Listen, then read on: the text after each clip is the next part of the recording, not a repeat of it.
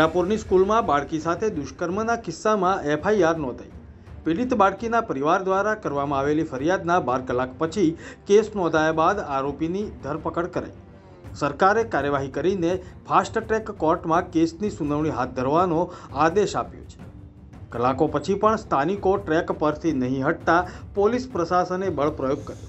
આ ઘટના બાદ CSMTથી બદલાપુર કરજત ખપોલીની ટ્રેનો રદ કરવાની સાથે જ લાંબા અંતરની અનેક ટ્રેનોને ડાયવર્ઝન આપવામાં આવ્યું છે।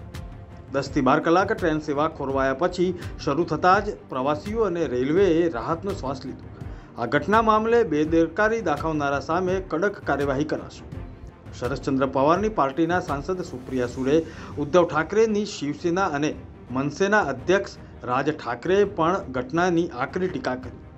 દુષ્કર્મના મામલે પોલીસે એફઆઈઆર નોંધવામાં વિલંબ કર્યો હોવાના આરોપોની તપાસ માટે national commission for protection of child રાઇટ્સની ટીમ તપાસ કરશે।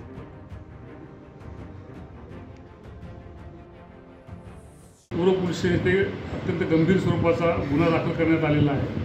गुन्हा दाखल झाल्यानंतर 3.5 तासामध्येच जो संबंधित आरोपी आहे त्याला अटक करण्यात आलेला आहे। त्या आरोपीला माननीय न्यायालयाने पोलीस कोठडी दिलेली आहे आणि या घटनेचा अत्यंत तंत्रशुद्धरित्या तपास सुरू करण्यात आलेला आहे। या गुन्ह्यामध्ये संबंधित पोलीस स्टेशनचे वरिष्ठ पोलीस निरीक्षक स्वतः हा तपास करत आहेत।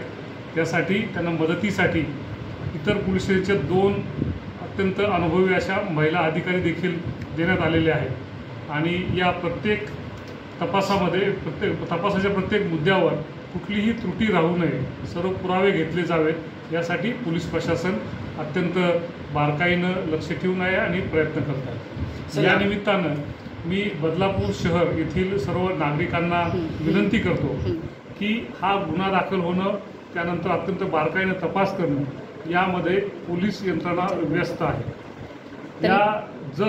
या निमित्तानं भावनेच्या आहारी जाऊन कोणते ठिय्या आंदोलन करणं, बदलापूर बंद करणं किंवा इतर स्वरूपाचं काही ॲजिटेशन करणं हे केल्यास जे तपास यंत्रणा तपासामध्ये बिझी आहे त्यामध्ये डिट्रॅक्शन निर्माण होतं आहे, तपासामध्ये अडथळा येतो आहे।